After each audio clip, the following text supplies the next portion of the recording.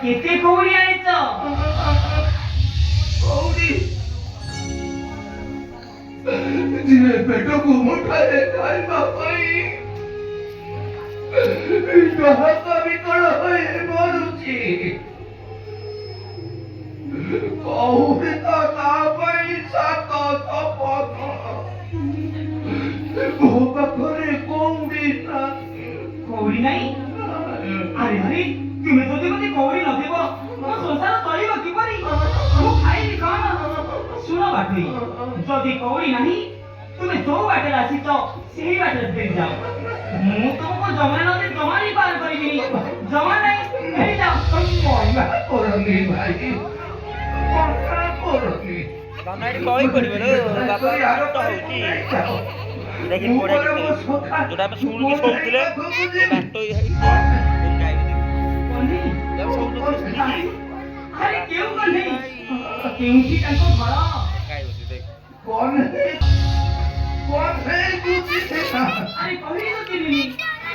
ଗୋପାଳ କଣ୍ଢେଇ ଦ୍ୱାରିକାର ରାଜା। ମୁଁ ପରା ତାଙ୍କ ବାଲ୍ୟ କାଳର ସଖା।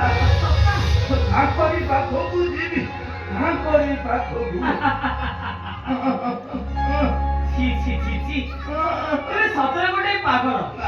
ଏତେ ପର୍ଯ୍ୟନ୍ତ ଗୋଟେ ପାଗଳ ସାଙ୍ଗରେ ମୁଁ କଥାବାର୍ତ୍ତା ହଉଛି। ହଁ ତୁମେ ଗୋଟେ ପାଗଳ। ଶୁଣ, ଗୋପାଳ କଣ୍ଢେଇ ଦ୍ୱାରିକାର ରାଜା, ପୁଣି ତୁମେ ତାଙ୍କର ସଖା। ତୁମେ ମିଛ କହୁଛ ବାଟୋଇ। ଆରେ ସିଏ ଜଣେ ରାଧା, ତୁମେ ତ ଜଣେ ଦରିଦ୍ର। ପୁଣି କହୁଛ ତୁମେ ତାଙ୍କର ସଖା। ହେଲେ ମୁଁ ସତ କହୁଛି ଭାଇ। ତୁମେ ମିଛ କହୁଛ। ମୁଁ ସତ କହୁଛି। ଆରେ ବାଟୋଇ ଭାଇ, ମିଛ କହୁଛୁ ତୁମି, ମିଛ କହୁଛୁ ତୁମି। ରାଜାଙ୍କର ସଖା ତୁମି ନଦୀ ସଖାଇ।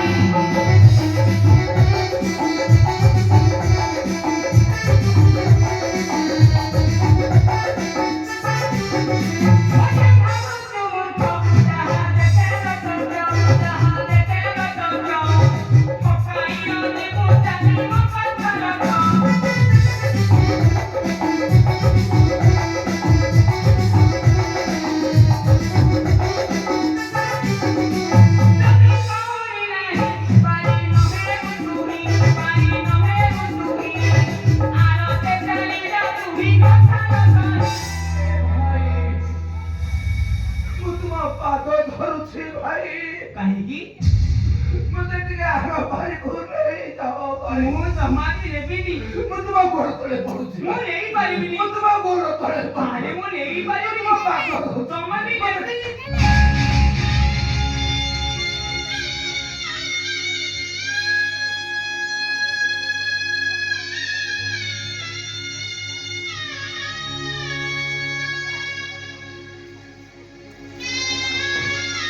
ଆରେ ଆରେ ତୁମେ ଇଏ କ'ଣ କରୁଛ? ତୁମେ ଜଣେ ବୃଦ୍ଧ ହୋଇ ମୋ ପାଦ ଧରି ତୁମେ ମୋତେ ଅପରାଧୀ କରିବାକୁ ଚାହୁଁଛ? ଶୁଣ ବାଟୋଇ, ସେ ଯାହା ହଉନା କାହିଁକି, ବିନା କହିଲେ ଏ ଯମୁନା ନଦୀ ମୁଁ କାହାରିକୁ ବି ପାର କରେନି। ତ ତୁମକୁ କିପରି ପାର କରିବି? ତୁମେ ଯୋଉ ବାଟରେ ଆସିଛ ସେହି ବାଟରେ ଫେରି ଯାଅ। ମୁଁ ତୁମକୁ ପାର କରିପାରିବିନି, ଜମା ବି ନାହିଁ। କ୍ଷମା କରିଦେବ ଭାଇ। ମୁଁ ତୁମ ପାଦ ଧରୁଥିବାରୁ। ହେଲେ ତୁମ ନାଭରେ ମୁଁ ଆଉ ଯିବିନି। ମୁଁ ବି ନେବିନି। ମୁଁ ବି ଯିବିନି। ଆରେ ମୁଁ ନେବିନି। ମୁଁ ବି ଯିବିନି, ଯିବିନି, ଯିବିନି। ଯାଉଛି ସେହି କଲେଇ ଖନାମ ତୈଳ କୁଣ୍ଡରେ ପୃଥିବୀ ବହି ହେଇ ଚଳାନ୍ତି। ପୃଥିବୀ ବହି ହେଇ ଚଳାନ୍ତି। ପୃଥିବୀ ବହି ହେଇ ଚଳାନ୍ତି। କୃଷ୍ଣ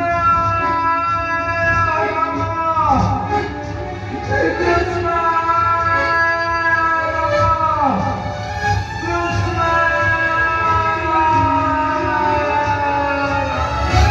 ଶୁଣ ବାଟୋଇ,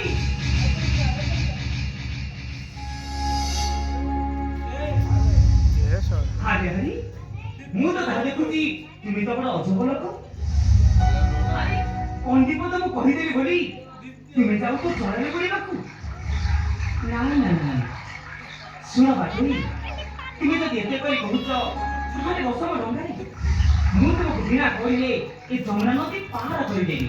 ତୁମେ ସତ କହୁଛ ଭାଇ। ହଁ ବିନା କହୁରେ ଭାରି କରିଦେବ। ବିନା କହିଲେ ପାର କରିବି। ଏ ଭାଇ ହଁ ଆଉ ଡେରି କରନି ଭାଇ। ହେଇ ଦେଖୁନ ସେ ଅନ୍ଧାରଟା ମାରି ଆସିଲାଣି। ଅନ୍ଧାର ହୋଇଗଲେ ମୁଁ ଆଉ ଯାଇପାରିବିନି। ଆରେ ଆରେ ବିଳମ୍ବ କାହିଁକି କରୁଛ? ତୁମେ ପୁରା କହ୍ନେଇ କରି ଯିବ। ତେଣୁକରି ବିଳମ୍ବ ନ କରି ଶୀଘ୍ର ବସ ମୋ ଡଙ୍ଗାରେ। ଶୀଘ୍ର ବସ।